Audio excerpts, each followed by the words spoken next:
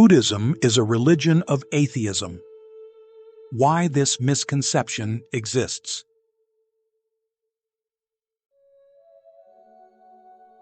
Chapter 1.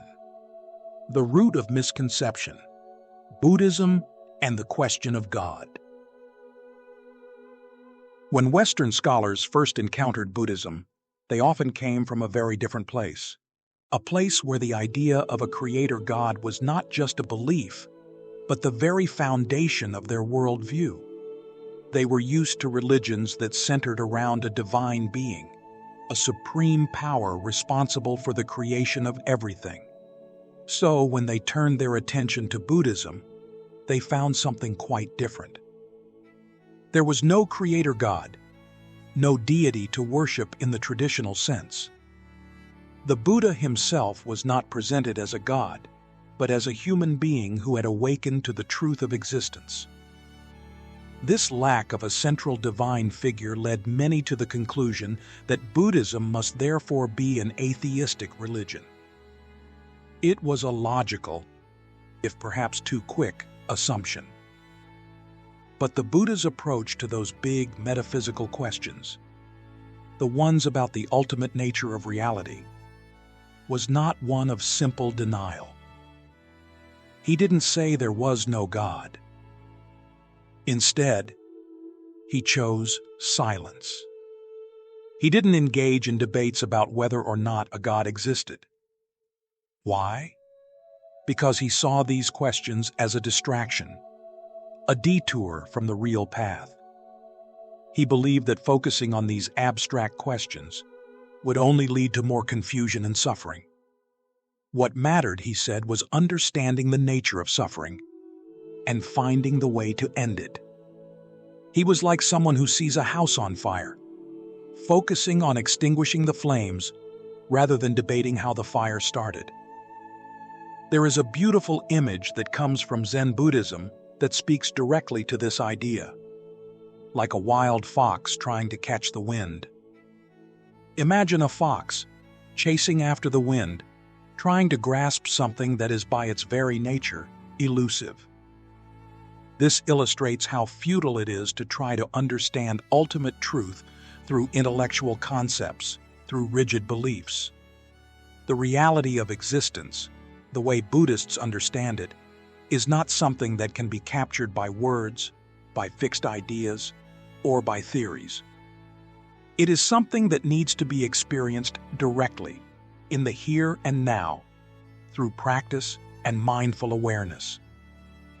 This is a radical idea, and it's one that both atheists and theists often struggle with. An atheist might see the absence of a God as a point of agreement, while a theist might see it as a rejection of the divine. But both of these views, in a way, miss the essential point. Buddhism is about going beyond these labels, beyond the need to cling to any fixed belief. The Buddha was a master of skillful means. He knew that engaging in endless arguments about the existence or non-existence of God would not be helpful to those who were genuinely seeking a way to end their suffering. He was not interested in winning debates, but in guiding people towards liberation. In the Tavijja Sutta, for example, we find the Buddha encountering a group of Brahmins who are deeply engaged in an argument about the best way to reach Brahma, the creator god of their tradition. Instead of joining in their debate, he redirected the focus to the importance of ethical conduct, to living a life of kindness and compassion, and to the cultivation of mindful awareness. He shifted the focus from abstract speculation to the very practical matter of how we live our lives. Then there's the story of Vakshagata, a wanderer who came to the Buddha with a question. Did the Buddha believe that the self exists? And then, did he believe that the self does not exist? The Buddha remained silent to both questions. Vakshagata was perplexed and asked why. The Buddha explained that to affirm either existence or non-existence of a self would lead to clinging to views, which are the very source of suffering. He taught a middle way. a way that avoids the extremes of both affirmation and denial. It was a way of moving beyond the limits of rigid, dualistic thinking. The Buddha often used the analogy, "My teaching is like a finger pointing to the moon." The finger is not the moon itself, and it would be foolish to get so caught up in the finger that we forget to look at the moon. In the same way, the teachings of the Buddha are not the ultimate truth, but a guide, a tool to help us experience that truth for ourselves. He wasn't trying to create a new belief system, but to guide people toward direct experience, to liberation. He wanted people to see beyond concepts and beliefs, to realize the nature of reality for themselves. That's why he didn't take a position on the existence of a god or gods. His focus was on the nature of suffering and how to end it, not on winning theological arguments. Chapter 2. Beyond Belief and Disbelief, the Buddhist Vision. What if the true heart of Buddhism lies not in whether or not a god exists, but in something far more profound? This is where we move beyond the limitations of simply believing or not believing in a deity. It's a journey into a deeper understanding of the cosmos, the nature of reality, and the path of personal transformation. The living cosmos. The Buddhist view of the cosmos is quite different from those that focus on a single creator. It's a universe teeming with life, a vast expanse of interconnectedness, filled with different realms and beings, not just the human one. Buddha himself, during his life, is said to have encountered devas and brahmas, which are often translated as gods or celestial beings, but are more accurately understood as beings existing in different realms of consciousness. These encounters are not about a hierarchical system with a supreme god at the top, but rather about the complex interconnectedness of all life. One story that really highlights this is the story of Brahma Sahampati. After the Buddha's enlightenment, he initially hesitated to teach, thinking that the truth he had realized was too profound for anyone to understand. It was Brahma Sahampati, a being from a higher realm, who came to the Buddha and urged him to teach. He argued that there were beings in the world who were ready to hear the truth. This is a very significant moment, showing that even beings in other realms recognize the Buddha's unique wisdom and the value of his teachings. The Buddha is often referred to as teacher of gods and humans. This title isn't about him being a god himself, but about his unique position as someone who had awakened to the truth of reality and could guide beings from all realms toward liberation. It shows the respect and reverence that even those in higher realms had for the Buddha's teachings. It's also a recognition of the universality of his message, that the path to awakening is open to all beings, regardless of their realm of existence. Buddhist cosmology is not a literal map of the universe, but rather a framework for understanding the nature of consciousness.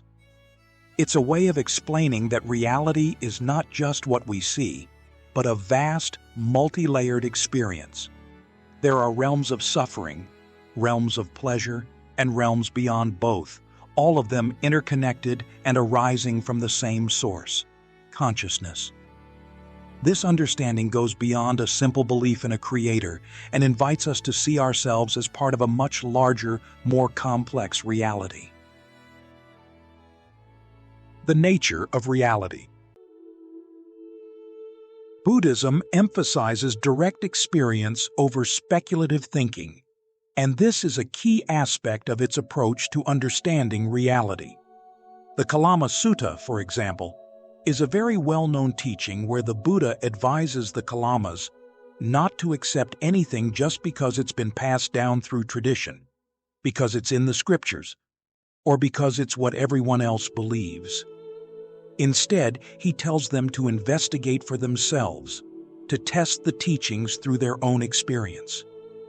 This is a very empirical approach, a kind of scientific method applied to the study of the mind and reality. The Buddha was not interested in blind faith. He was interested in the truth. He encouraged people to question everything, to investigate everything for themselves, and to come to their own understanding through direct experience. This is why the teachings of the Buddha are not meant to be taken as dogma, but as a path of inquiry. The goal is not to believe what the Buddha said, but to see the truth for yourself. The Heart Sutra, one of the most profound texts in Buddhist literature, presents the idea of emptiness, or sunyata. This isn't about nothingness, but rather the idea that all things are empty of inherent existence.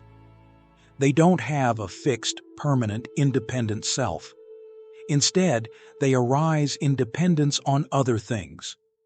Form is emptiness, and emptiness is form, the sutra says. It's a way of explaining that there is no separation between the mind and the universe, that they are fundamentally interconnected and interdependent. This concept of the inseparability of mind and universe is a core teaching in Buddhism. We are not separate observers of the world, but rather part of it. Our minds are not locked inside our heads, but rather part of the larger field of consciousness that is the universe. This understanding is not about believing in some abstract concept, but about experiencing the interconnectedness of all things directly, and this realization brings a sense of deep peace and understanding. The path of investigation.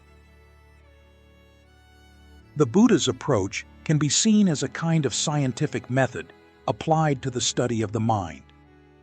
He encouraged people to observe their own experience, to pay attention to their thoughts, feelings, and sensations, and to investigate the nature of reality for themselves. He didn't ask people to blindly believe what he taught, but to put his teachings into practice and verify their truth through their own experience. His invitation was always, "Come and see for yourself." He wasn't asking people to accept his words on faith, but to explore their own minds, to observe their own experience, and to come to their own conclusions. This is a very empowering message, placing the responsibility for understanding truth directly in the hands of the individual. It was not about believing in a set of doctrines, but about embarking on a path of self-discovery. The Buddhist path is full of stories of transformation through practice. People from all walks of life, through the practice of meditation, mindfulness, and ethical conduct, have been able to transform their lives, reduce their suffering, and awaken to the truth of reality. These stories are not just inspirational, but they are also a testament to the effectiveness of the Buddhist path. In a way, modern science and Buddhist wisdom are starting to meet. Both approaches emphasize the importance of observation, investigation, and direct experience. While science explores the physical world through the scientific method, Buddhism explores the inner world through the practice of meditation and mindfulness. When these two approaches meet, they often shed new light on the nature of reality and on the potential of human consciousness. Chapter 3. Living Wisdom, Beyond Labels and Views. What if the profound insights we've explored weren't just abstract ideas, but a practical guide for living a more meaningful life? This isn't about simply adopting a new set of beliefs. It's about integrating the wisdom of the Buddha into our everyday experiences, unlocking greater freedom, understanding, and genuine well-being. One of the most important teachings of the Buddha is about the freedom from views. He taught that clinging to any fixed opinion, whether it is a belief or a disbelief, can become a trap. This is because our views, our opinions, are often based on limited information, on our own biases and conditioning. When we cling to them, we become rigid and closed off to new perspectives, to the possibility of a deeper understanding. The Brahmajala Sutta is a powerful teaching that explores this idea. In this discourse, the Buddha meticulously examines and deconstructs a wide range of philosophical viewpoints prevalent during his time. He shows how each of these views, while seeming to offer a complete picture of reality, are actually limited and flawed. He highlights the dangers of getting caught up in these views, and the importance of moving beyond them to a more open and flexible way of seeing the world. The Buddha explains that both belief and non-belief can become traps. When we believe too strongly in something, we become attached to that belief and closed off to any other possibility. But when we disbelieve too strongly, we become equally rigid, equally closed off to the possibility of something beyond our current understanding. The real freedom, the Buddha taught, is to move beyond both belief and disbelief, to see things as they are, without the filter of our opinions and biases. There are countless stories of practitioners who have found truth beyond concepts. These are stories of people who have let go of their fixed views and discovered a deeper sense of peace and understanding. They are stories of people who have broken free from the limitations of their own minds and awakened to a more expansive view of reality. These stories are not about believing in something, but about the transformation that happens when we let go of our opinions and open ourselves to new possibilities. Buddhism offers a unique approach to knowledge and truth. It's not about accepting something on faith, but about investigating it for yourself, about verifying it through your own direct experience. This is why the Buddhist path is often described as a path of practice, path of self-discovery. It's not about believing in a set of doctrines, but about engaging in a process of transformation.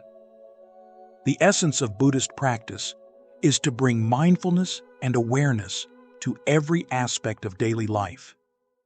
It's about paying attention to our thoughts, feelings, and sensations, about being present in the moment, and about cultivating kindness and compassion toward ourselves and others.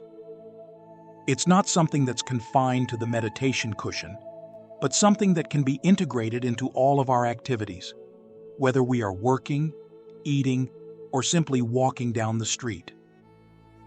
This understanding transcends religious boundaries. The principles of mindfulness, compassion, and ethical conduct are not unique to Buddhism. They are universal values that can be found in many traditions. This is why Buddhist wisdom is relevant to people from all walks of life, regardless of their religious or cultural background. It's not about converting to a new religion, but about cultivating a way of living that leads to greater happiness and well-being. There are countless real-world examples of how Buddhist wisdom is being applied in various fields. From mental health to education, from business to social justice, the principles of mindfulness and compassion are being used to create positive change in the world. These examples show that Buddhist wisdom is not just a set of abstract ideas, but a practical tool for living a more meaningful and fulfilling life. Integration and application. The real power of Buddhist wisdom lies in its ability to bridge the gap between ancient traditions and modern understanding. It's not about clinging to the past, but about using the wisdom of the past to navigate the challenges of the present. It's about finding ways to integrate these timeless principles into our modern lives. There are many practical methods for investigating reality. The practice of meditation, for example, is a powerful tool for developing mindfulness and awareness. Ethical conduct, based on the principles of kindness and compassion, is another way of transforming our lives and creating a more just and peaceful world. The key is to find practices that resonate with us and to integrate them into our daily routines. Buddhist thought is highly relevant to our world today.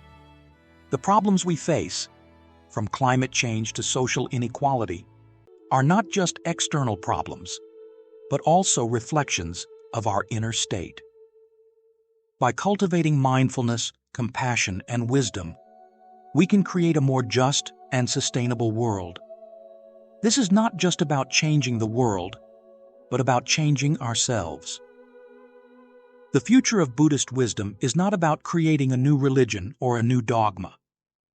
It's about sharing these timeless principles with the world, so that people can discover their own path to freedom and awakening. It's about moving beyond religious labels and embracing a more inclusive and compassionate vision of humanity. It's about offering a path to liberation that is open to everyone, regardless of their beliefs or backgrounds.